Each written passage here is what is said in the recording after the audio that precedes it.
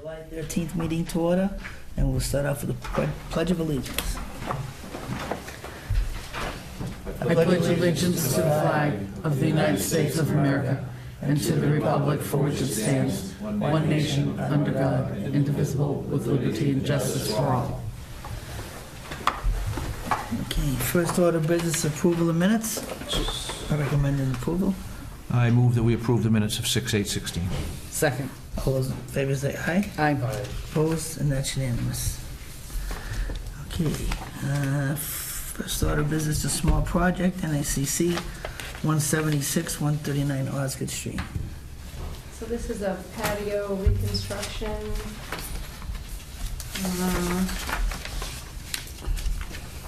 New patio, Heidi proposes a silt sock. Small project F, seen with wetland markers. Oops. I had the file out, I have the photos that you could see.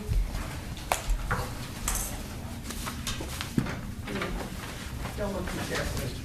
A pretty small ordeal. Will be prettier in the as-built. Yeah. Nice fire pit.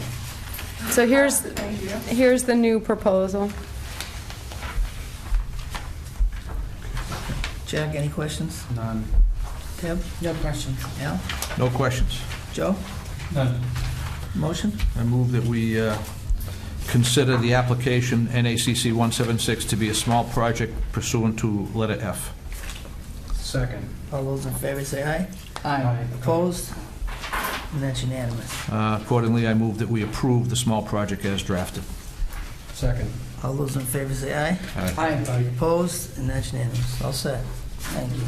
Thank you. Thanks for coming out. I'll get those done. All right.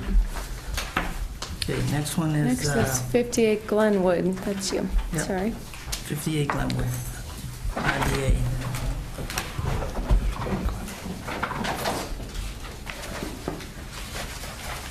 Oh, so I didn't get a hold of Jack today. Huh? I guess what I'm saying is I didn't get a hold of Jack today in my limited time there. Well then, Is Jack coming, or is it just you tonight? Okay. You want to table it? Well, I think you should come forward, just so we can address the issue. So we got the nice plan that we were looking for, with the buffer zones on it, and to Al's concern, the deck is outside of the 50, so an alternatives analysis is not required, because the waiver request is only for the fence, but I think given the site and the fact that it's a fully developed lot, the fence is a good idea. If anything, it keeps things out of the buffer zone. But the issue with the deck is it's set at elevation 33.5 and the floodplain is 34. I don't think the full footing, I mean the footings and the stairs I don't think are an issue for floodplain, because the performance standard for floodplain is that it can't increase the lateral extent of flooding in the area. So stairs and footings are never going to do that. But the full-on frame of the deck, the floor of the deck being in the floodplain would be an issue for FEMA if they came around auditing sites, and they have audited this site in the past. The deck can't be in the floodplain. The floor of the deck can't be in the floodplain. So currently, the first floor of your house is set at 34.05, a half an inch above the floodplain. That's where the deck needs to be. So, I mean, you could approve it and condition it that it needs, in order to be approvable, it needs to be out of the floodplain. Yeah. This is a request for determination. Is this an IDA? Yeah. So don't we want to have a correct record drawing? Right, I think what the plan needs to show is that the deck is out of the floodplain. I think we made. You have to speak again with the to Jack, to hopefully he can do that. I mean, I don't see why not, in talking with Lou, and that the deck couldn't be level with. He been in the meeting. I paid him. He said I did everything that requires. He did, but what we told him at the meeting was that the deck needed to be out of the floodplain. And so when he submitted the plan, and I looked at it this week, the deck is at 33.5, the floodplain is at 34. He's a half a foot into the floodplain with the deck.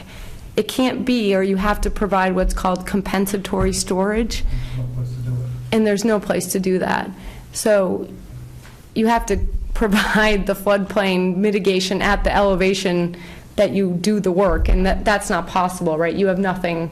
Can I make a suggestion? Why don't we continue this till the next meeting, and in the meanwhile, in between, perhaps you should speak to Mr. Sullivan. That was the goal, but he's on vacation. So is he going to be gone for 2 weeks? No, a couple days. So let's continue this so that when he gets back, you can give him his marching orders, and then we don't have to waste the applicant's time in a meeting. Just a suggestion. Yep.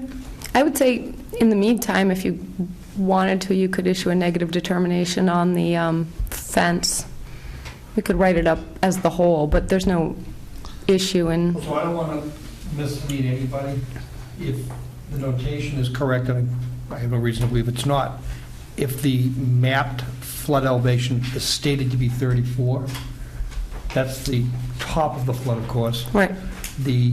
If the finished floor existing of the house is 3405, meaning when the 100-year flood comes, it's lapping at the threshold. So even if the deck were to equal the floor elevation, your framing on your deck is going to be in the floodplain. As well as the decking itself. As well as the decking itself. So I don't think it's, short of a deck that you climb out of your house and go to an elevated deck, you're not going to get out of the floodplain. Well, with quarter-inch boards, Oh, it's the The rafters framing beneath it is where all your compensation comes in. And the decking. If they use itself. 2 by 12, that means they're a 5/4. foot into the floodplain.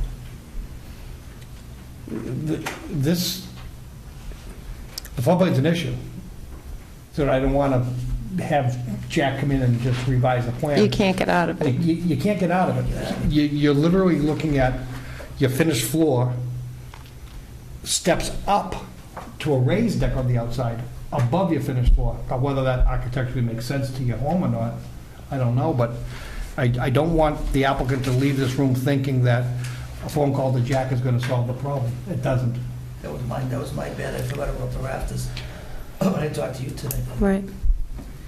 Because if he uses 12-inch rafters, that even if it goes flush with the floor, he's 12 inches into the floodplain. What about the houses in the floodplain? House is in the floodplain. The house it was reconstructed on what was supposed to be a reconstructed footprint, but as we know, they put a whole new, they had to make the whole basement flood-proof. It has flow-through windows. Breakaway windows, yeah. Yeah. So they reconstructed the foundation, even though when you guys approved it, you didn't issue a permit because it was supposed to be constructed on the existing. But then, I think even when it needed to be constructed on the flow-through, you just said, they were already reconstructing a house destroyed by flood. You just said rebuild. And so they did. Yeah, but given the fact, guys, I understand all the points made here, but given the fact that the house is at 3405, I see no reason why we can't allow them to set the deck at the same elevation.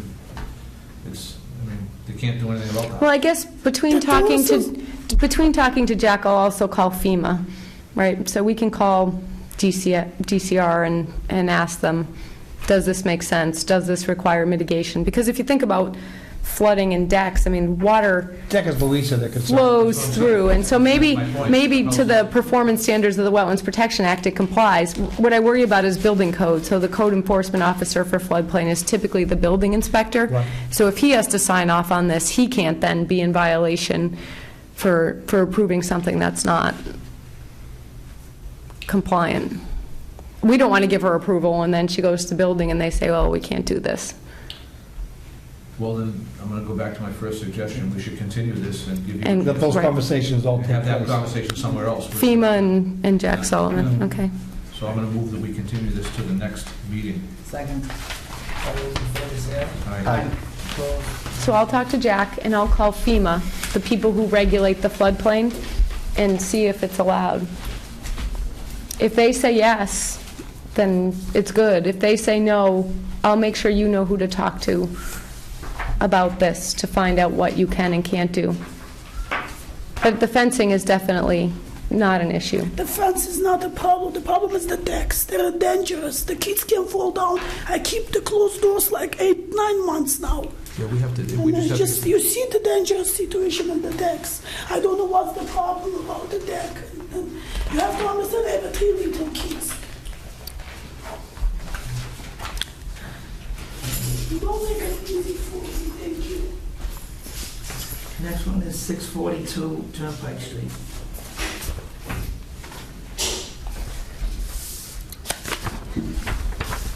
All right.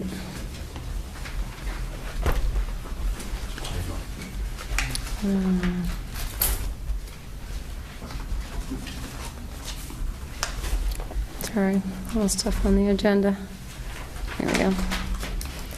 So, you have seen this site before. It was owned by another applicant. This is the shed business on Route 114. At one point, there was a violation out here for clearing beyond the limits of the 100-foot buffer zone. Recently, some time ago, you sold, this property was sold and you Right, we purchased it. 2.5 years ago. I think it was more 4 or 5 years ago. That there was the enforcement order. This was a second enforcement matter. They sort of improved upon what was out there. You had defined a limit of sort of expansion out there and approved it. They extended the, I don't want to call it the parking area, but basically they started storing more sheds behind the building in a gravel area. It's not paved. The prior filing was for paving of a parking area in the front. The restoration area, which was constructed at the time, still exists.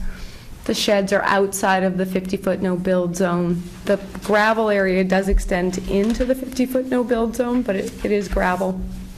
It was previously It was gravel. lawn. It was, yeah, it was a mixture, to be honest. Mixture of Yeah. lawn and gravel. It wasn't as developed and defined as it is now. So we issued an enforcement order back in the fall. You hired, his retirement party was last night. Yeah, oh, really? But the person they hired to do the work was retiring and not really focused on the project, so getting a plan took a while.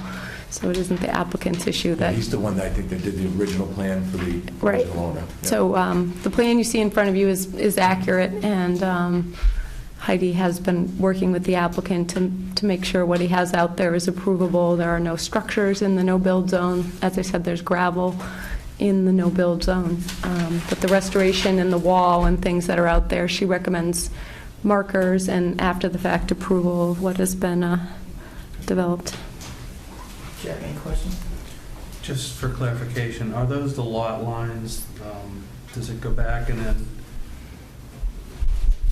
There's Okay, a those paper two street behind there. Those two existing structures? that- Are on a different lot. On a different lot, okay. And they're existing, that's been before us too. They're operating a paving company out of there. We told them they couldn't store the trucks along the fence line, the paving trucks, which they may or may not be doing at the moment, but depends on the day. But generally speaking, those structures were pre-existing and are not an issue. And Heidi reviewed the line? The line's been reviewed and intact for quite some time, and the restoration is still in place, what was done out there previously. You can see it from 114. No more questions. All set. Just a quick question, saying the trucks are still parking in the, up against the... No, we've had some issues, that's all I'm saying. They're all Is set. currently, we're good. Okay. No. no question. Joe, I'm all set too, thanks. motion? For after-the-fact approval, negative number 3, What do you need? with markers on the existing stone wall. So moved. Did you get everything in there? If you did, I'll second it. All those in favor say aye. Aye. Opposed? That's it, you're all set. Okay, great. Thank you.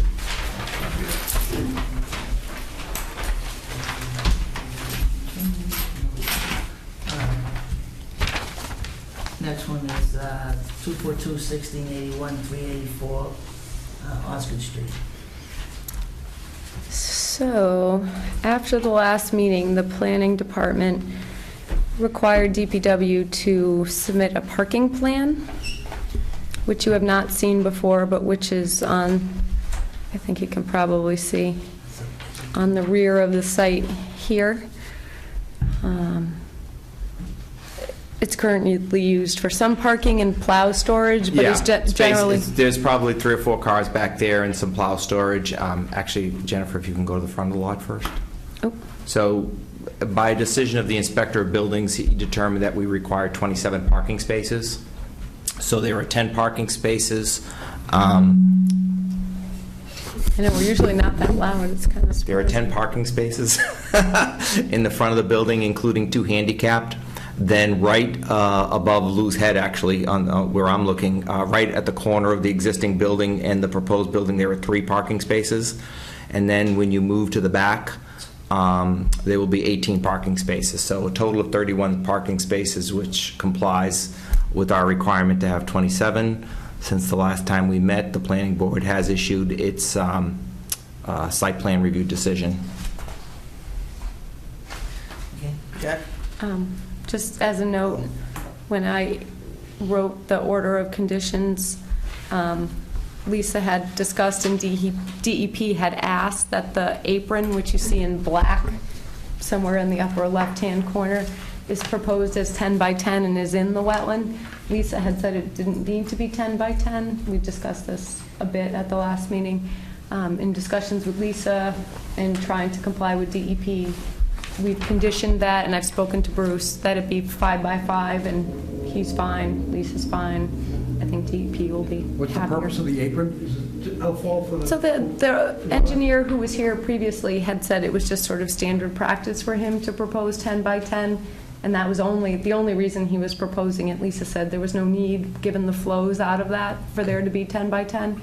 She was happy with something less, and I proposed 5 by 5. The apron was just a sluice way for surface runoff. Right, and also, I mean, I think DPW acknowledged that it'd be nice to be able to find the thing in the vegetation at some point, so some apron is nice, but it didn't need to be that big. Okay. So what's shown on the plan is not what we would ultimately approve. Jack? This is consistent with what we talked about several meetings ago. Are you okay with the planting plans? Yes, so I reviewed the planting plan, and what's proposed are native species. What they propose are a lot of cultivars, so they have fancy names like, red spire, given that they're not actual restoration plantings, they're not actually planted in a wetland, I don't think cultivars are an issue. They're going to be somewhat adjacent to the actual development and probably more landscape than, even though they are buffer zone restoration, so I'm fine with the cultivars if you are. No more questions? Are those plantings going to be able to survive in that ecosystem? I think the fact that they are cultivars is probably a better thing because it's such a compacted soil substrate. Natives do better because natives are often grown in natural settings and then harvested and planted in restoration settings. Things that are grown in a nursery setting and then planted in a developed setting are probably better off. So yes, I think they'll be fine. Okay. And also too, is the plan going to be updated to reflect the 5 by 5? The as-built would reflect. Okay. We're just going to condition it. The order says it, yeah. That's it. Just 2 questions. Are you still planning on phase 2, or is that still on hold? Yes, we are planning on phase 2. Well, we're planning on the alternate bid, which is the salt shed, yes. Okay, so that's moving. Yeah, we need to clean up that back of the site and whatever, and that's the only way that we're going to accomplish it is by doing the work that we propose, as well as getting rid of the existing salt shed Yeah. and putting in a prefab structure. Well, that's good, because that's the most, that area is the most impacted Yeah. wetlands that we have. Yeah, so and not that it would impact you, but the planning board has mandated that it be a one-way around the salt shed, which we don't have an issue with. Right. And it will have no, and any trucks backing into the new salt shed will have no impact with the gas pumps that are there. Okay. All set, thank you. Yeah. I don't have any questions at this time. Joe? No, also, If I can, Mr. Chair, I would ask the commission consider not imposing a bond on the project for a couple of reasons. Most importantly, this is a municipal construction project which falls under Chapter 149. And as such, the contractor on this project is going to be required to post a 100% performance bond on the entire amount of the contract. So this is projected to be a $4.3 million contract. So the contractor is going to have to post a bond, a performance bond in the amount of $4.3 million, which far exceeds any amount that you would ever impose. I know in the past you've imposed bonds on public works projects, but under Chapter 39M, public works projects don't require performance bonds. So in my 15-year tenure, you guys were talking about 10 years before, which kind of scared me. But Joe missed that part of the conversation, obviously. I lived it. But I don't think you've ever had a municipal construction project where we've had a conservation issue, thus you've never come across this. But again, under 149, the contractor is required to post a 100% performance bond on the entire project, so it's going to be about $4.3 million.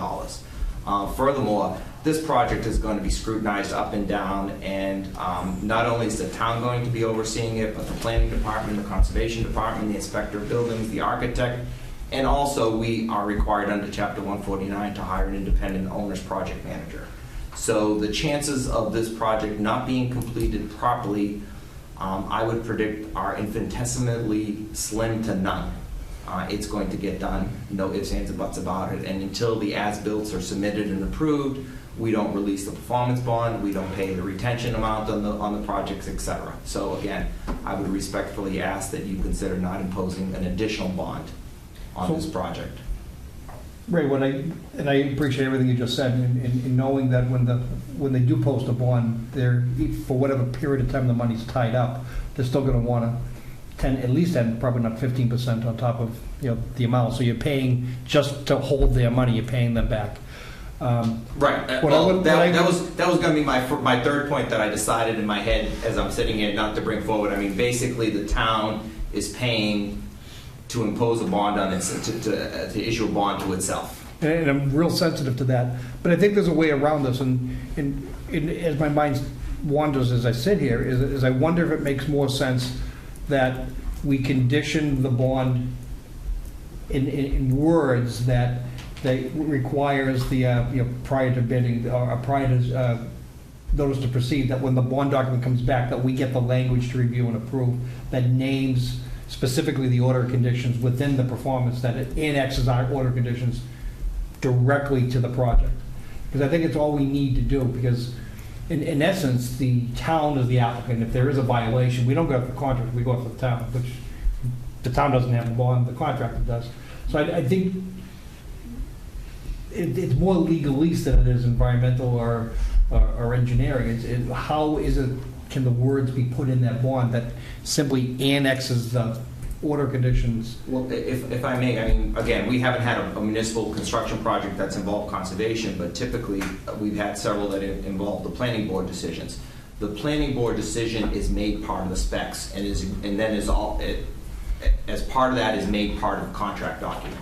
So I would consider both the conservation's order of conditions as well as the planning board order of conditions, for lack of a better term, are going to be part of the specs and thus part of the contract document. So it becomes, in terms of performance measure, the contractor will have to abide by every single thing that was in the bid document as well as the contract specs. So I think that answers your question. I mean, it's incorporated.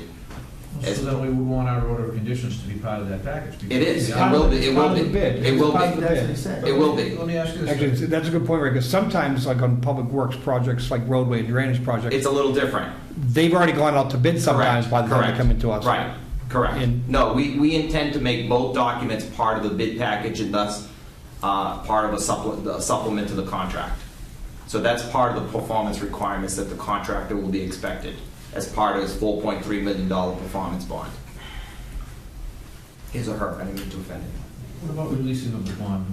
In conservation, we don't release the bond until the project is stable. Well, until certificate of compliance, so would it state that they need certificate of compliance to receive? If that's what your order of conditions state, then that's part of it. If that's part of it, I'm okay. Including as-built. I mean, that's where- nothing gets finalized, you know, well, you've been in the municipal field, you know, nothing gets finalized and nothing gets fully paid off in letter to the insurance company saying that all the work has been performed and until everything is complied with, as-built, modifications, final reports, the whole kit and caboodle. Is there restoration here? There is. No. There's no restoration, so there's no. Well, I mean, restoration in the, pulling back the containment areas, some of which are Let me currently, ask the question more directly, I'm sorry. Are we talking about any prolonged no, period after monitoring, completion no. construction for monitoring, No. that before we release it, so, Surviving the so like, it's not like the contractor would have to wait 2 growing I think there's seasons 1 in year order for on them to get monitoring. the buffer zone monitoring. But if they plant the buffer zone monitoring, Any plantings are going to require a 1-year monitoring anyways. They're Right. going to be What guaranteed. is- So the contractor is still going to be responsible for us for the entire project for a year after substantial completion date. Okay, and as long as the bond remains in effect that time, Yep. then it is protected. Yep. That's my concern, Yep. is that they I would mean- be looking to complete the project, release the bond much earlier. No, because I'll give you an example. In the fire station project, we still have some outstanding HVAC issues. We still haven't released everything because they're responsible for 1 full year after substantial completion date. So it would be similar in this project. Who We decides can- when the bond is released? After the 1 years after substantial completion, when the contractor is no longer responsible for anything to do with the project. so what language could the commission put in their order that would somehow involve them in that process? Again, I'm sure you haven't had experience with the municipal construction project, at least in my 15 years here. The high school, Well, yeah, I was just going to say. They did Well, bond you know, The high school was that wasn't a municipal construction project because that was under the school building administration, so it's a different set of animal. rules, different set of rules. A different set of rules. I kind of expected one of you to bring that up, and no, yeah. Any of the school projects don't come under municipal construction, under 149, so all that construction is governed by, Chapter 70? yeah, what's it called? Mass, as the name changes every year, but Mass School Building Administration or something of that effect. They go by a different set of rules.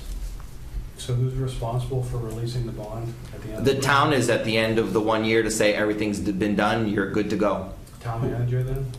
Basically, as the representative of the town, correct. Who's going to actually run the job? Me. You're going to run the job? Yep. So essentially, really, it's going to be you. But you're, Well, but you're running it on behalf of the town as. I'm running it on, right. But we also have our own rep. Right, we have to, right, Yeah. we have, I mean, I oversee all of the construction projects under the facilities master plan, but as Mr. Lynch said, by law, we have to hire an independent owner's project manager because this project is over $1.5 million. So he actually was the first person hired on the job. He has to be hired even before the architect is hired. So I guess what we would want to do to get a warm feeling about this is... And by the way, just if I may, Mr. Manzi, Yeah. he is also going to be the person who's going to monitor the project and submit reports to the planning for board. That's so he'd be required. our environmental monitor as well. That's correct. the guy that we're going to want to have contact with our administration. Yep, and no problem whatsoever. Again, both on the fire station project and the school administration, this building, that's what the OPM did. Anybody have questions? Like I said, I'm not a big fan of bonding the town. It seems like kind of redundant. So I'm not in favor of the bond anyways. But the question I have too, the order conditions that you brought up, do they strictly deal with the building extension or now? Because We the permitted a backside whole was in the- project, right? So whether it's a bid alternative or not, we've had multiple projects where they construct part of the project, not part of the project. We issue a certificate of compliance based on what's constructed. And they have no, if they weren't to construct the salt shed, they could get a certificate of compliance. They would just have no further permit to construct the salt shed. Correct. It just closes it out. When we close it out, we would specifically Say say what not aspects constructed. where it was not So what constructed. I'm saying is that they're moving forward with that. That we addressed all the issues that are involved with moving the salt shed and out back there. We have it permitted as one project. In our Bid al- discussions with Jennifer, we made it clear that we're doing the entire project, Entire including the project. adult. So what was before us was everything. Was a So project. the order conditions that's drafted includes the whole thing. Correct, front and back. Because I don't remember having much discussion on I remember doing the double wall. Bid alternative is a town term, right? So whether Right. their funding comes Just- through it's for just- whatever, or It's how just they because we bid may it. use a different pot of money to build the salt shed, that's why it's worded that way. Okay, very good. Deb, No questions. Jeff? So just to sum up here, so you're making your case on chapter 149. Mhm. That's where you're hanging your hat. That's what makes this project different Than anything you've from dealt all with the other before. That's projects, correct. specifically chapter 149. Yep. I think that if we're going to entertain that and making that exception for this project, in order not to dig ourselves a hole that we can't get out of, we have to reference chapter 149 and reference very clearly why that chapter makes this project different from the others. And I can get Jennifer the language Yeah. from 149 that So- requires the 100% performance bond. I would like to have that annexed into our decision Sure. so that we can stand up and say, hey, we're not playing favorites here, we're not just taking care of Ray Santilli. I haven't been taken care of. 37 years in municipal government, I don't think I've been taken care of once. And Ray, nothing's going to change here tonight. Remember, I came from the People's Republic. I was shocked he said it. Ray and I know each other, this is not a problem. I have no problem whatsoever. We've been friends a long time. It's not a No problem whatsoever. All the more reason I don't want that, I don't want any rocks. Nope. All right, so Nope. chapter 149 would be what we want to use. Gotcha. I will get language tomorrow, All right, what to incorporate. So Thank you, I don't have anything else. we need a motion. If there's no more discussion. You want a motion with respect to that request? All right, so. So I don't think, we had waiver requests. We can- We need to approve. Do you want it to be written as a waiver request, or just want to leave it and wait it for discussion I think we- during our decision? I think No, it's- that has nothing to do with the bond. The waiver request has to do with work in the subzones. I got you, sorry. Wrong waiver request. They didn't include the whole package in here. There was a waiver request, because you're altering pavement in the, Right, that was all part of that yeah. book I would that was just given. approve the waiver request as requested. So moved. Second. Second. Second. All those in favor say aye. Aye. Opposed? That's unanimous. And with respect to the request pursuant to chapter 149, will that be held for discussion during In the decision? approval of the order, yep. Approval of the order, okay. So we can close an issue would be my recommendation at this point. So moved. Second. All those in favor say aye. Aye. Opposed? That's unanimous. Thank you very much. Thank you.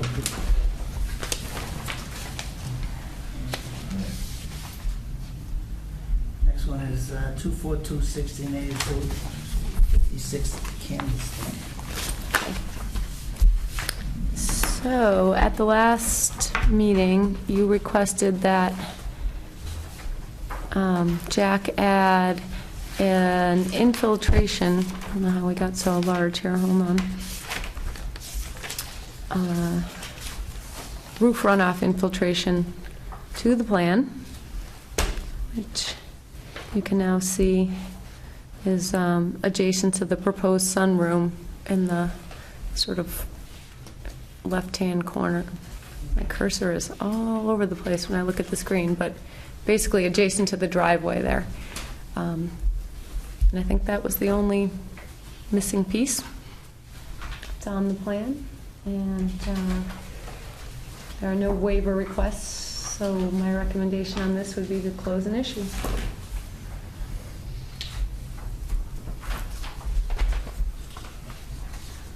Jeff, no questions? Deb? No questions. Al? No, I have no questions. Joe? No questions. Motion? What are you looking for, Jen? Close an issue. Done? Second. All those in favor say aye. Aye. Opposed? That's unanimous. You're all set. Thank you. So that'll get issued this week. There's a 10-day appeal period. On the general business, then we're listed again. So yes, for the PCOC, that won't be an issue. That's administrative, right? It is administrative. So you don't need me. They were required, Oh, right, you to don't have need- an as-built plan that showed the grades, and this proposed plan shows all the Acts grades. as that. So I don't think there's no that's the problem. concerns. I think you're good. Okay, so 10 days will, Well, the permit will issue by Friday, and then you'll have to wait.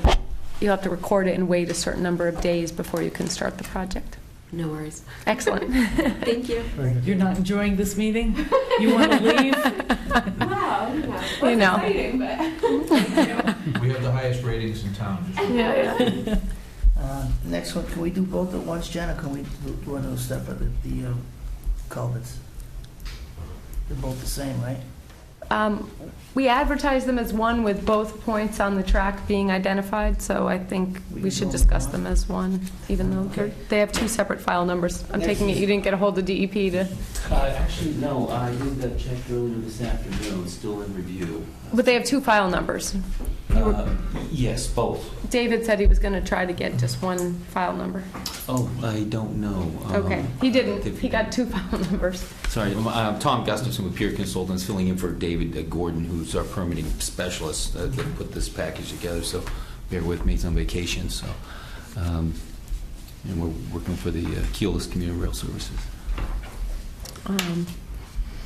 So I guess I'll start by showing you what the culverts look like now. When the project was filed, I've had some discussion with Dave, and I've had a couple of concerns. One, he initially brought me out there because he thought they were non-jurisdictional, because they only take drainage off of GLSD. And I did go to GLSD and reviewed their plans, and they do in fact, confirming with Richard Weir, the operations person at GLSD, take only swale drainage and some subsurface drainage through pipes, one of which they don't even think, this one's dry, and this is the one they think doesn't function anymore, off of the site.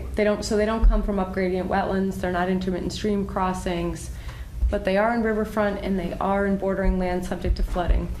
The bordering land subject to flooding comes to within, it's elevation 32, the track is, I believe, at 32.4. Correct. So flooding is through these culverts, basically, at this point. So I've spoken to people at DEP, and they had two concerns. One is they filed it under 10.584, which is new development in riverfront. 10.585 is redevelopment in riverfront. The standards are different, so they did an alternatives analysis as to how the project meets the performance standards and what other things they could do alternatives. That's all well and good, but the performance standards under 10.585 are that you improve the situation, not just provide alternatives to what you can do. So they're proposing 42-inch concrete Correct, yeah, culverts, 42-inch RCP, right. and then filling around them through these. So my concerns are basically, what's the improvement to the riverfront? It's filling of BLSF, technically, because all of this will be filled through the culvert, and if you think about water flowing freely from side to side, whether in the extent of the Merrimack River that's a major impact or not, I think is subject to discussion. And then my third concern is wildlife crossing. These things act as ways for things to get under the track. It's not necessarily a Wetlands Protection Act issue, but there was a dead deer sitting on the side when we were walking down. Had the deer made it to this, might have made it across. Above this railroad? Track, Yeah, that's what kills a lot of deer. Right, and I'm sure it's an issue up and down the track, and the fact that these exist is probably not a major assistance in that process, but. But are there critters using this? I mean, I'm sure there are. I see some two-legged critters working there, but Right. Are there critters working this thing? Right. I mean, I don't really know. I'm just saying. So those are my issues You have to in assume reviewing the there's gotta be some project, kind and of- that's what I've presented to the commission. So what is the project? The culvert replacement itself? Culvert replacement. Yes. So now I'll turn it over to you to. Redevelopment as opposed to maintenance? And is there a distinction between the two? And as a replacement of a drainage structure, isn't that damn near exempt? No. Not in bordering land subject to flooding. Not in riverfront. BLS, not in BLS. Not in BLSF. Yeah. So riverfront becomes sort of because the exemption for roadway, and they did file this as a limited project, which I also don't agree with. I guess I forgot to state that. It only applies to roadway. Strictly, the language is roadway. This is And actually, they clearly use the not a word- roadway. They use the word pavement as well. They use roadway. Yeah. so what do you want to do, refile? Well, I mean, it's not a refiling. It's a matter of discussion with the commission as to what performance standards they need to meet. Well, we hang our hats here on paperwork. So the If the paperwork's wrong, I don't think a 42-inch RCP is a net improvement, especially when it comes to critter migration. Even though it's not a brook with full bank width analysis done to move wildlife, like aquatic wildlife through. We are talking about still moving critters from upland area down to the riverbank. And as many of those corridors that we can preserve, the better. So is there a requirement that they must improve it, or just that they? From riverfront standards under 10.585, they're supposed to provide a net improvement to the riverfront area. That doesn't necessarily need to be critter migration. I guess my concern with flow migration is the 42-inch culvert seems to be picked out of thin air. There's no sizing based on the watershed above or what flows to it, whether it's limited or not, and it may be a limited amount of water. There's no calculations to say a 42-inch culvert is picked because of any specific reason. They just picked a 42-inch culvert. Yeah, we tried to meet just the sectional area of the existing box. What's the cross-section of the one we're looking It's at? 55 by 64. Well, I shouldn't say section, but width, I guess. Really, in essence, we had thought that we could try to fit the pipe into existing location. They're going to do the best they can, but our plans indicate that we'll remove one of those walls and the slab, with pieces of the slab underneath, and the corroded roof decks. Really, that was the safety issue that they had with their ratings of the culvert. So initially they thought, well, a 42-inch would best fit in that general standard area without overly impacting the area of the site that it takes up now. Sir, my question, before we get into a very lengthy discussion, Okay. what's the reasoning, what's the purpose for this project? Why are we proposing this? What's driving this? Keolis does a rating system inspection of all their culverts throughout the year, and they pick this is rated fail, which means that it goes to the top of their list. Fail And why? They're looking at it from a structural perspective only. Yes, a safety, They're looking at the safety passage issue of with regards to the bearing rail. capacity. So Structurally, I believe it's the roof deck, the roof planks that are structurally deficient. They feel they need to replace those. Yep. shouldn't we just be talking about repairing the structure instead of getting into a big project of replacing this culvert? I think they have three levels. I can't speak for their rating inspectors and what they're certified for doing. They have three levels of inspection criteria, I guess, or repair criteria. One's do nothing at all. The second one is to repair existing. The third would be replace in kind. This was rated to be replaced. But this is not in kind. Certainly, I shouldn't say in kind, but yeah. So it falls within that rating system. So this, as Joe pointed out at the outset, this sounds like a repair. It's a routine maintenance. Well, maintenance / repair, but this is not a new installation. There's got to be a more streamlined way to do this. Oh, streamline. Well, now I'm almost like you're not going to welcome me back when I'm done because I'm flip flopping on this. I mean, the reality is it's great to streamline the permitting so there's a clear understanding of what they need to do. But what you really have in the end is you've got a structure that's within our jurisdiction. It's not what we're typically used to. That it's a vegetated wetland. But what we do have is we do have what is. Here's the other one.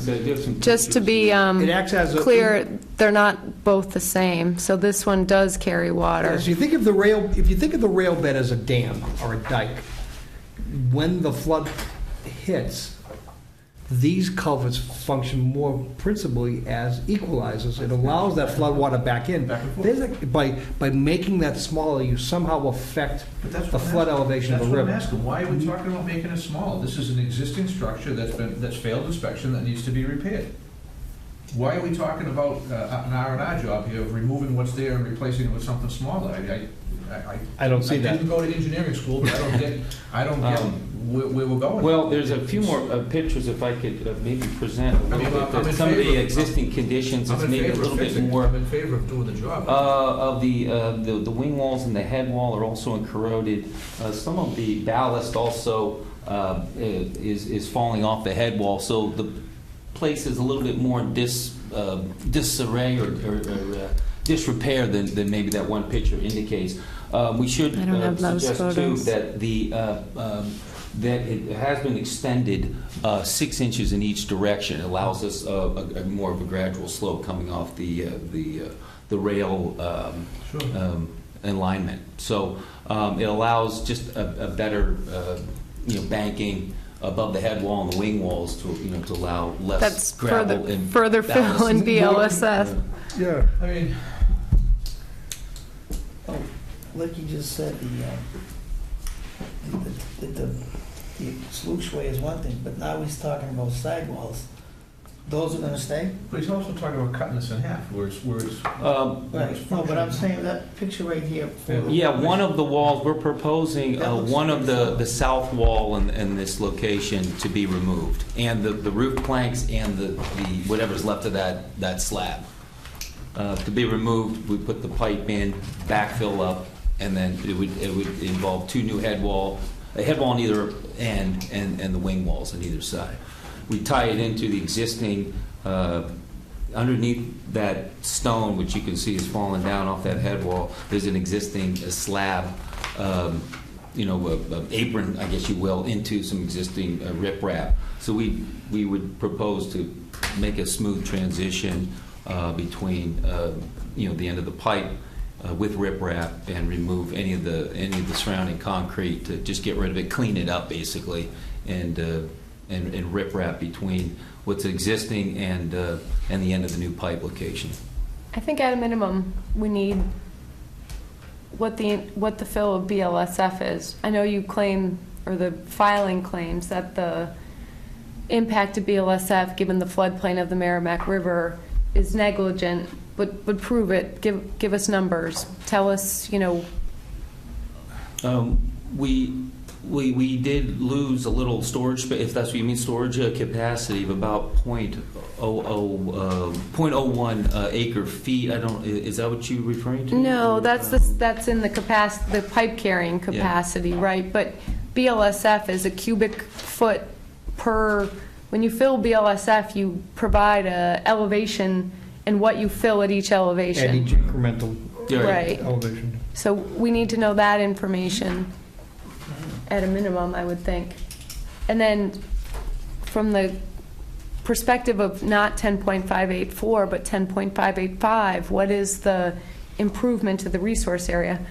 It doesn't necessarily need to be in the water carrying capacity of the culvert, but, in removing of the head walls, are you providing more opportunity for vegetation? I don't know, but there needs to be some, at least in the performance standards, improvement to the resource area. I'm just going to put this out there for discussion. When I look at this project, or I listen to the presentation and listen to your comments, I'm thinking this is possibly should go out to third-party review, maybe to Lisa. I wouldn't think Lisa's the right person, right? Is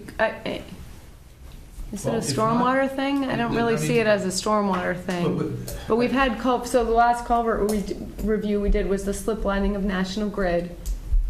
And But this is But proposed. this is a resource area project, right? So what we're interested is the impacts to resource area and whether the performance standards of the Wetlands Protection Act are being met. It's not a stormwater generically, issue. It's not an engineering issue. Generically, what we're looking for is maintain the existing cross-section or improve upon it.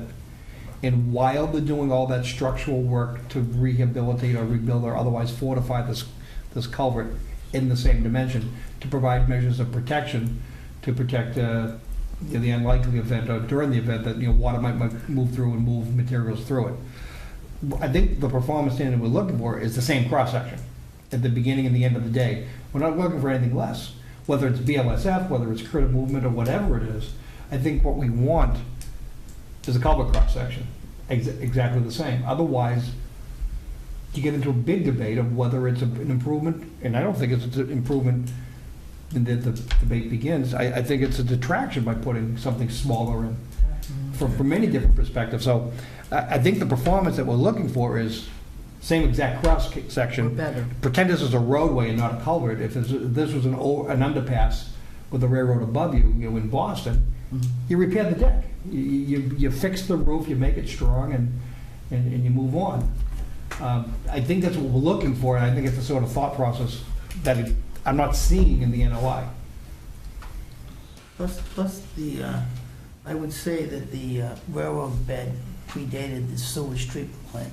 Oh, God, yeah. So, I know, so I'm just All right. saying, those culverts were built for a reason the way they are. Historically or whatever, I don't know, but I mean, I don't think that's the only water that goes through there at certain times of the year. Well, there's a big difference in flows, as we know. Right, We know how high it can get if it wants to. right.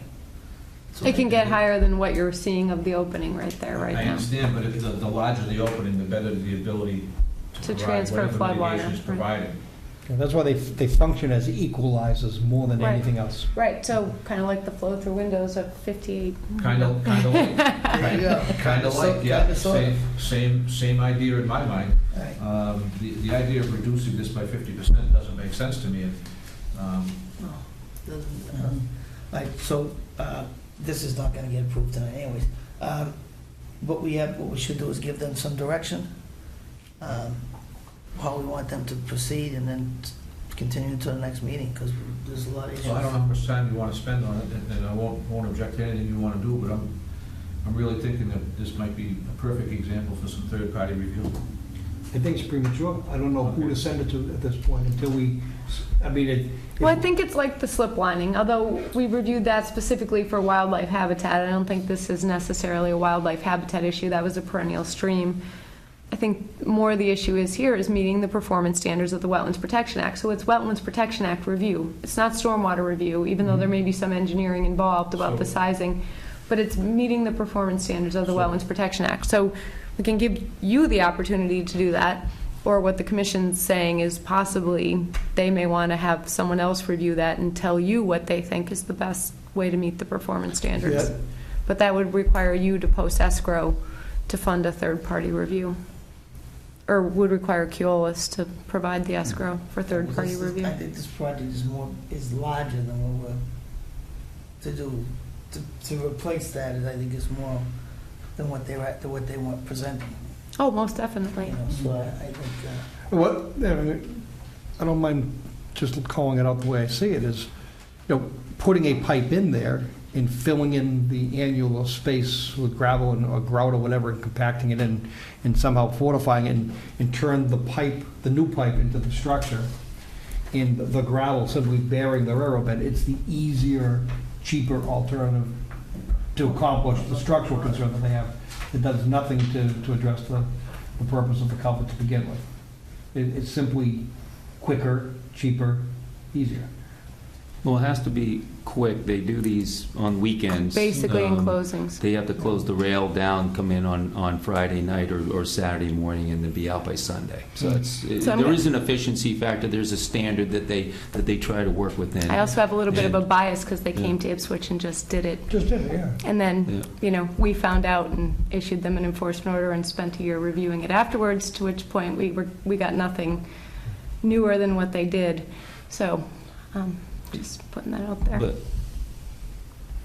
Well, I wasn't with Ipswich, but I think these are new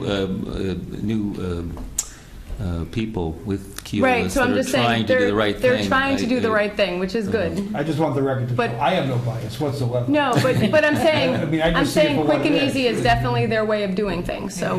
And all I'm Yeah, saying is that, well, based upon my limited experience, I wouldn't reduce that by an inch.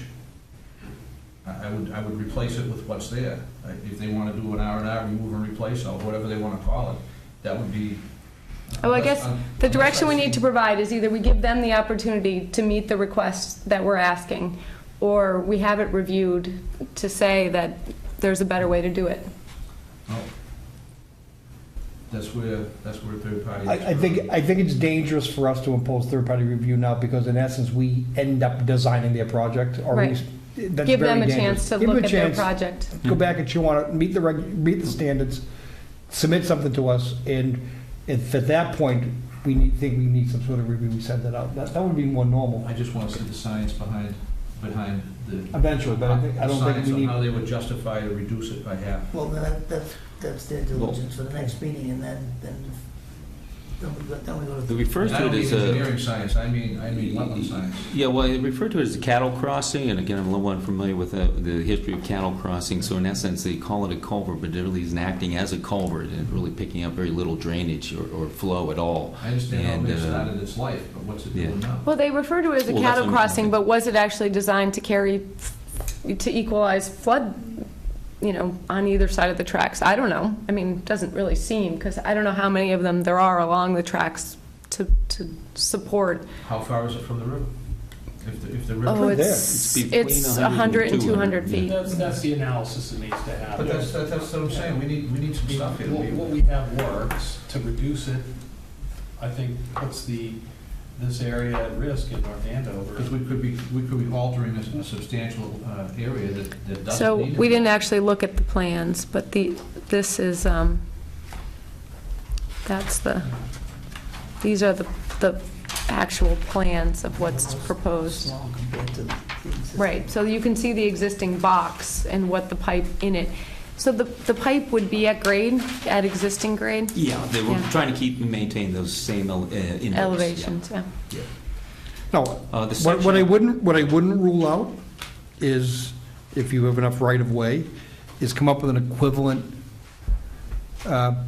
equivalent cross-section where you could maybe put a battery of pipes in. Again, it doesn't speak to the critter migration in a big way if you're getting large animals, but hydraulically, if you were to jack several pipes beneath the rail bed and abandon this, I mean, that's another alternative that might make some sense hydraulically. I mean, there are things that I don't think have been thought about yet. Or precast sleeve. Right. But we don't have an analysis of what may or may not be using this. Sure. We don't. We don't know. Are you asking for? Well, but it doesn't trigger wildlife habitat Yeah. analysis. The impacts don't. How do we know? I'd have to look at the riverfront standards to see what triggers. Again, if this were sort of an intermittent stream or a perennial stream, then yes, that would be an issue, but I it mean, it these not things being. have been there for a while. So, Yeah, Dave quotes here, this coal is located within mapped habitat. The project area has been so extensively altered by human activity that any important wildlife habitat functions have been effectively eliminated. We do have a MESA project review.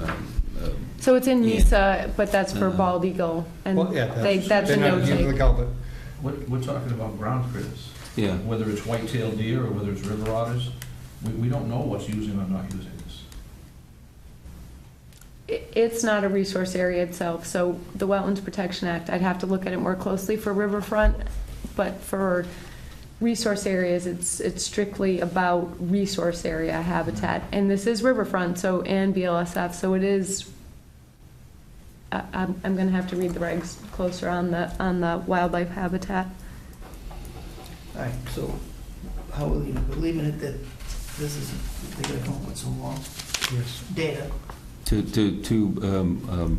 respond to and try to verify performance standards as Right. you see, okay? And Well, and an alternative to the 42-inch pipe, there's we have other alternatives to. And we'll maybe and hopefully get some DEP comments, given that they've been consulted by both myself understand. and the Yep. applicant. Maybe they'll see fit to respond. Okay, Okay. so we need to continue. Will I see any summary of this about you, Jennifer, or is that something we should? I can summarize Okay, we in an can- email to you and Dave. Yeah, please, appreciate it, thank you. Okay. Okay. We need the motion to continue. So moved. Second. All those in favor say aye. Aye. Opposed? That's unanimous. Thank you. Okay, thanks. The next one is 242-6083, 0 Oxford Street, Edgewood Retirement Community. So I don't think anyone was coming for Edgewood. All we were waiting for was a DEP file number, which we've received. So I would say close an issue, but the confirmation of the BBW should reference flags A1 through A25 through D and D8 through D17, and the ephemeral pool, potential vernal pool flags VP1 through VP15. So moved. Second. All those in favor say aye. Aye. Opposed? That's unanimous. Next one is general business, Wire Hill Lake erosion project. All right, it was right on. I told him to come at 8 o'clock. So if you recall, about 2 years ago, we authorized the trustees, or I should say, issued them enforcement orders to repair erosion at the site. They're looking for us to do the same to 2 areas. I think you have the map in front of you of where those areas are located. Yep. And I asked today that we have some photos of those areas. So this would be Stump Beach. Yeah, I just made that up, so just stop there. That's what I was gonna say. The crazy thing is, I'm looking at the map and saw the words, I knew exactly what you were talking about. I knew about Pebble Beach, but I didn't know Oh, wait, Yeah. Stump Beach. here we Totally made it go. up. There's Stump Beach. Yeah. Just to make it clear so we know. Well, there you go. It has a name now. Yeah. So I guess my question about Stump Beach is how far down would the wall be? Not into the lake, right? No, it'd be kind of right where the vegetation is there. Right where the vegetation ends? Almost you can see those other rocks kind of at the base of that trunk of that tree there. So it was virtually the exact same thing we did 2 years ago. We just brought stones in, and then we brought in clean fill. And the stones just act as kind of holding the soil in place for erosion, and then we'll put erosion biodegradable fabric on top too. But then we'll put in just native plants, same plants that are on both sides there, which are summer sweet, blueberry, and some alder. So literally just building pretty much a wall there to hopefully stop any dogs or fishermen that are kind of causing the erosion issue. So, and the project we did 2 years ago was a great success. We brought in the stones, we brought in the fill. The fill was really clean. We've had no problems with any invasives coming up in there, so we're going to use the same stuff. And it worked out well. So And there's already a fence. We already have a fence there, so we don't even really have to deal with that. This is just kind of doing remediation in this area because we got a little capital budgeting this year. So this area and then the Pebble Beach area we'll look at. We want to try to tackle this year. Excellent. Jack, any questions? So it looks like, correct me if I'm wrong, the proposed wall at Stump Beach is 30 feet long. And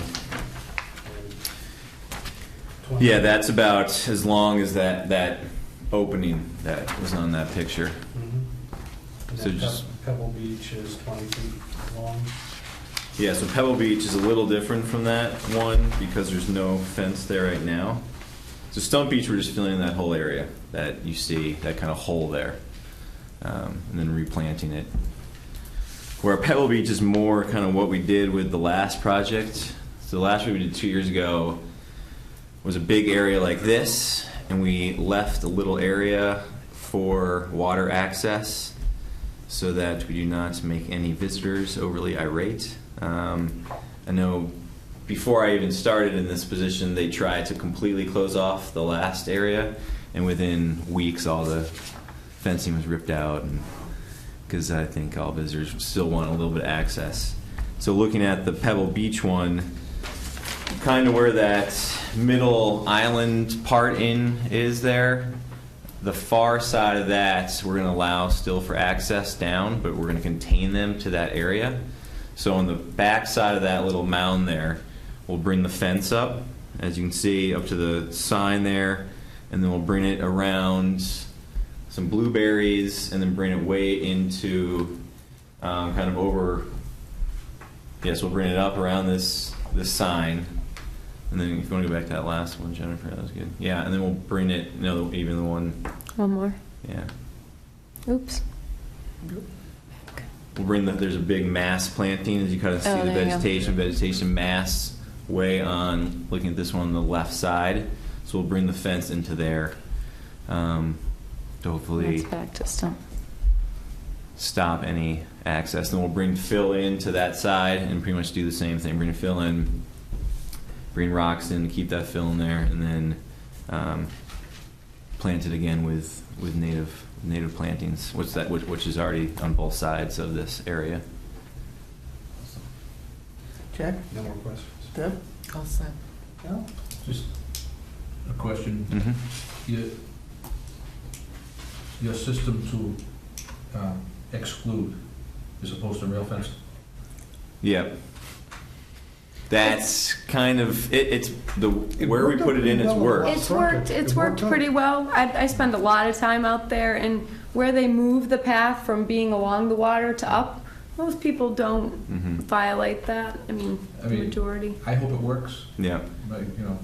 Well, that's what we used 2 years ago too in the other area, and it seems to, Yeah. I think as long as they have that little access area too, then they'll obey where the, I'm thinking that post and rail fence is just gonna turn into a campfire one night, you know? It hasn't it yet. hasn't yet. Yeah. So It's been 2 years. it's worked out, and I think the split rail fence was more to, it kind of almost camouflaged itself in instead of Yeah. other kind of, say, wire fencing or, I get you. and I think when they put the split rail fence in, I don't know, what was that, maybe 6 years ago, they thought about putting kind of silt or mesh fence behind it if need be, and they just didn't need to because for the most part people have been obeying it. Good. So- Oh, awesome. Joe? So I completely understand what you're looking to do with the bulkhead for the wall and fill behind it to restore, to not so much restore the eroded area, but to really prevent further erosion. Mm-hmm. But what I'm not seeing is, and I do see that there's water flowing through various low areas in there. By doing that, are you trapping water up on the trail area itself, or is there any thought about how's the water going to get out? Because that can't all be foot traffic. I mean, it's got to be some flow that's contributing to this as It's well. pretty much all foot traffic, to tell you the truth. It's Really is. There's not it's not a major slope there. It really isn't. And I think once, even if there is any water going in there, putting those we'll put the erosion fabric down, and then once the planting gets established, I don't think it will be an issue. Kind of with what we did 2 years ago, same kind of thing. There was flow going in there, and kind of putting that erosion fabric down and getting those plantings in there. And if that does end up occurring, we could divert it off a little bit, but I haven't noticed any. I was real- wondering, because the fill wasn't so, it seems like, at least for Stump Beach, the fill was a little steeper than it was over at the hatch. Do you think you'll need another, line of erosion control, a silt sock at the top of the wall or something? When we went out to kind of check this all out a couple weeks ago, we really looked where the flows were going. It wasn't going right down into these areas, so that's why we don't even really mention that. Now, with ice action, the way it is on the shoreline, a single wall or bulkhead, if you will, of stone along the edge, does that make more sense to have I don't know if it does, to have a shallow wall at shoreline and maybe terrace up to another shallow wall somewhere along, and maybe terrace this down in two different platforms? Or try to fill it all at one level to the 3-foot extent? So this one's it's not very steep, so I think just maybe one wall should work. While the other Stump Beach Stump looks steeper. is a little steeper, but it's about the same steepness of the one we did 2 years ago, and we didn't need it. It worked out real great. Okay. That's the only reason that we didn't think about a terrace. We had a nice grade that kind of just came straight up off of it, and it worked well. I'm just going off what worked well last time. So the sapling, I don't know if they're all those or what, but the saplings along the shoreline there, is the wall going to be this side of that, the standard saplings, or is it going to be on the water's side of it? Pretty much almost even with it, maybe a little bit in front of it. I think in front of that's a little bit of shoreline. I mean, those are just pioneers that have come up, but once you put the fill in, they're now going to be under 2-3 feet of fill. I mean, but I guess the water table's right there. Yeah, I mean, we checked out where the wall will be far enough up off the water table. I mean, the stones where they'll go is pretty much exactly where the kind of little cliff already is, so it would be very natural. Okay, I'm all set. Any other questions? No? Motion?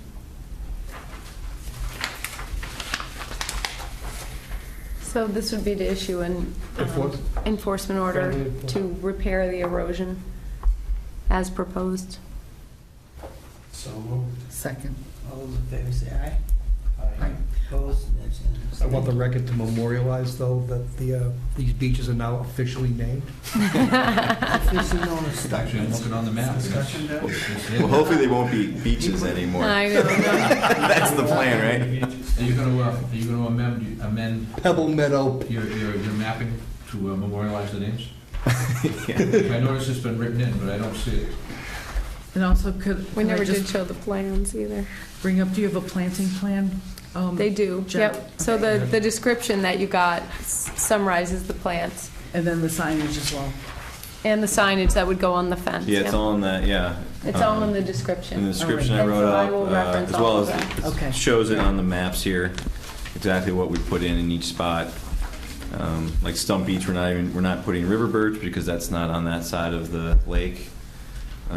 So it's all what's there. We won't get any cultivars or anything. It would be straight native species.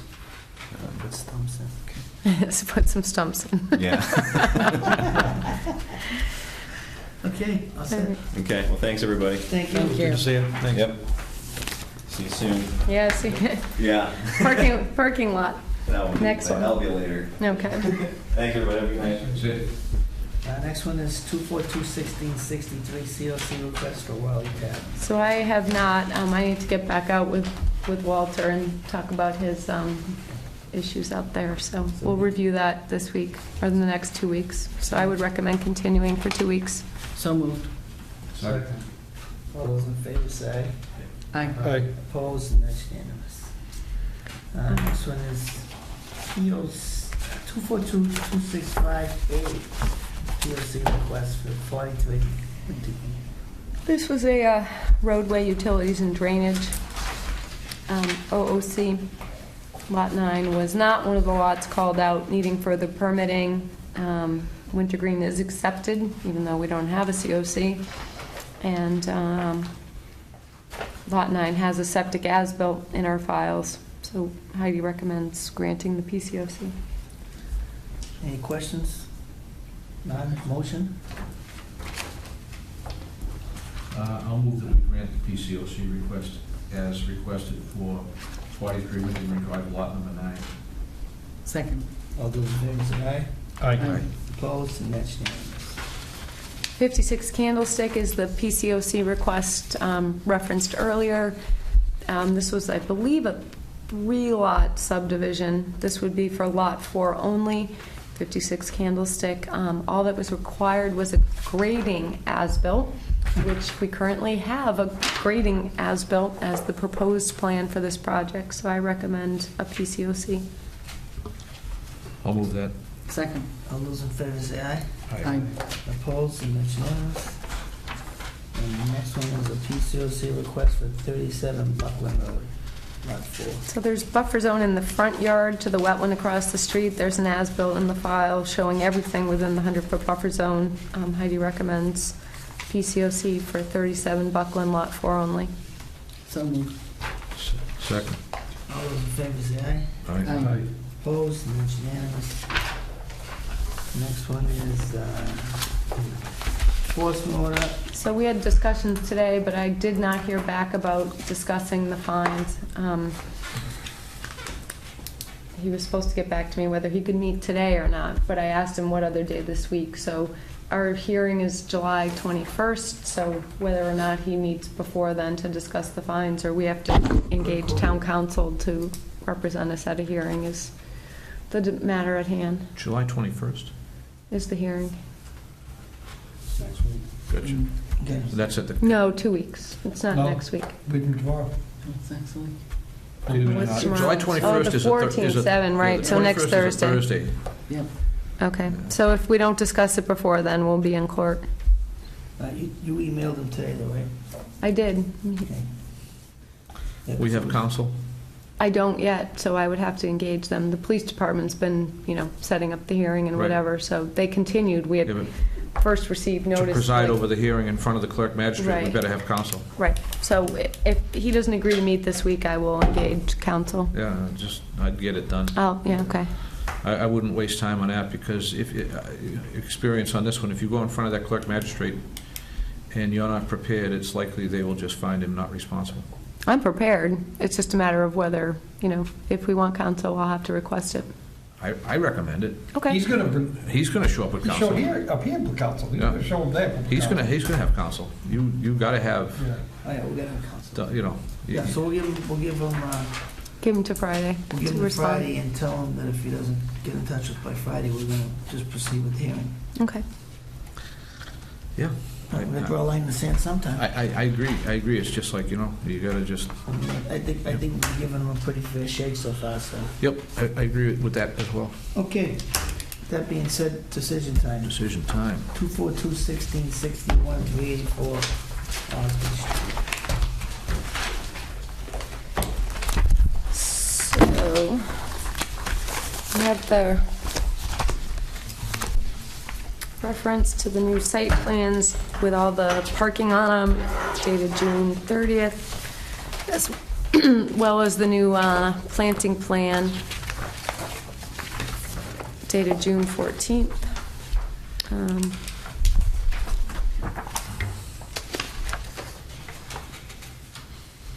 Resource areas are laid out in 33.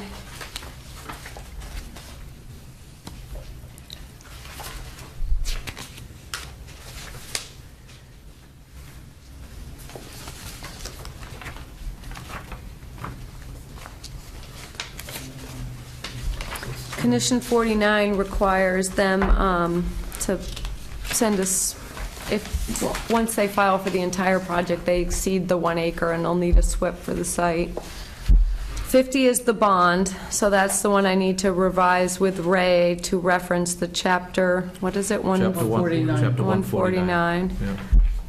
Yeah. So I guess I'll have to discuss with Ray whether their project monitor meets the requirements of wetland scientist or other environmental He professional. does not. So they don't call him owner's rep anymore, they call it the owner's project manager. And it's required by law, but he is really a business type person. But this person is. So we still want a wetland scientist on board to This guy's not a monitor? wetland scientist. He's basically running job meetings and watching the budget and processing change orders and. So we still need an We need a- environmental still need an monitor? We need an Okay. environmental person, yeah. We do. Especially for out back. It's the one thing we do need.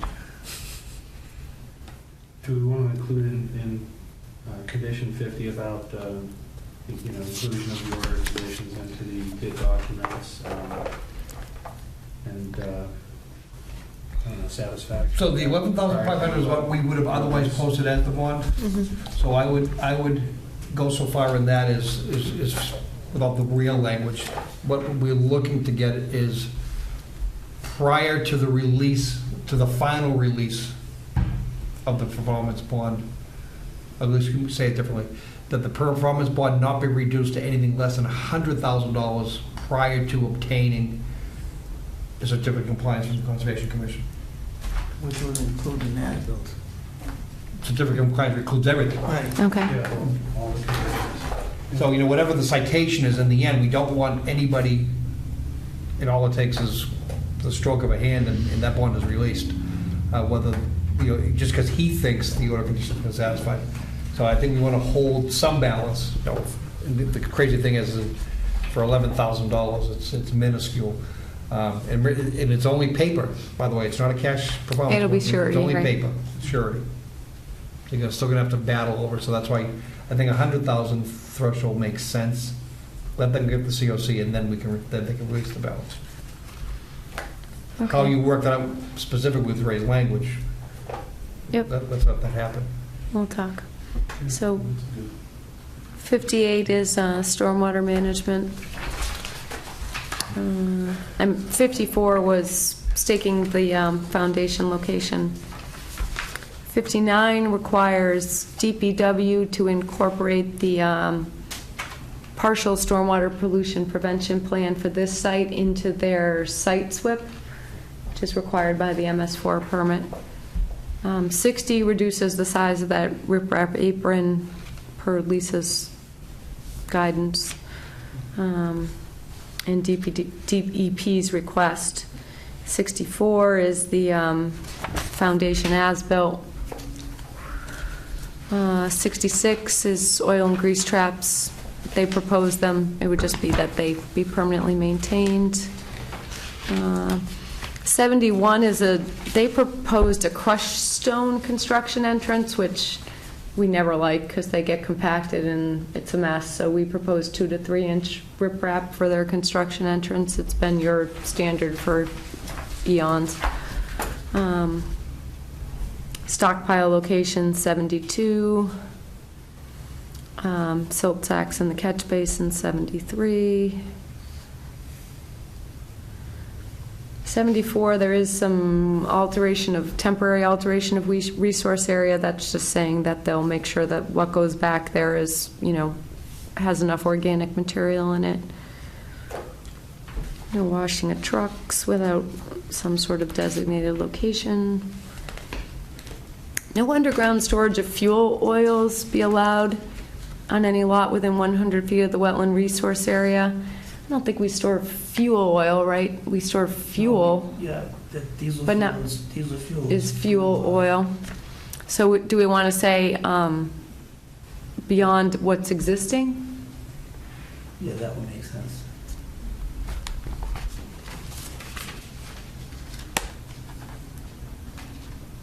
Do they have USTs there now?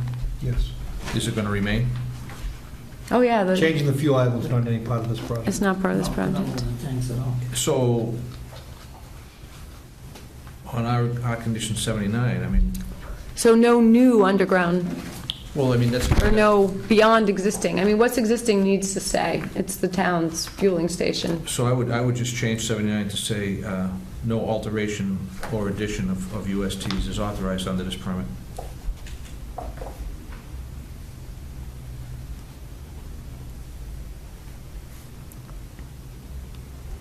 Since they already have underground storage, Okay. we're just telling them you can't add to it. So only the minimum required amount of road salt de-icing on paved surfaces. It's a little ridiculous. It's the salt shed, right, so. But we do that with all of them. Yeah, you know Snow what? storage, Leave it in there. Lisa had said that, there should be no snow stockpiling over the existing, everything's draining to these storm scepters. They shouldn't be, given the way the DPW is set up, there needs to be no snow stockpiling signs at the various inlets to these structures. There aren't many, but so we can do that. Storm scepters are new features as part of this development. Right, and there are 3 catch basins in the back lot that drain to them, and maybe only 1 in the front, so these will just be places that we won't be storing snow. The rest is all the usual. Any questions?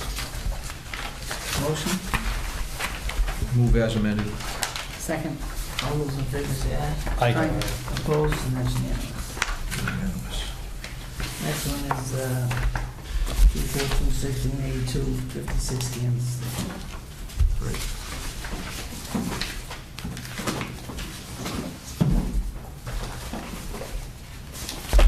This one's a little more standard.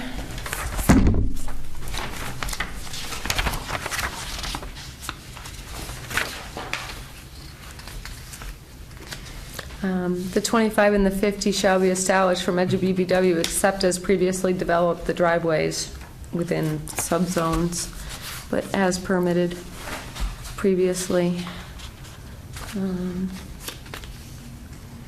bond is $2,000. It's an addition, not a new structure, not a new home. Stormwater, they are required to maintain in perpetuity the new dry well. This house is 51, the addition is 51 feet, so 56, the condition for the as-built foundations are in there. 57, they need to remove, there's yard waste in the wetland all around the site, not in any serious amount, so I don't think it'll be a problem to remove.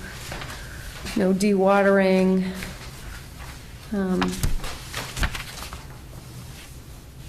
No stockpiling in 50 feet. They do have a stockpile location on the plan. And then, again, the standards, no underground storage, fertilizers, dumping, etc.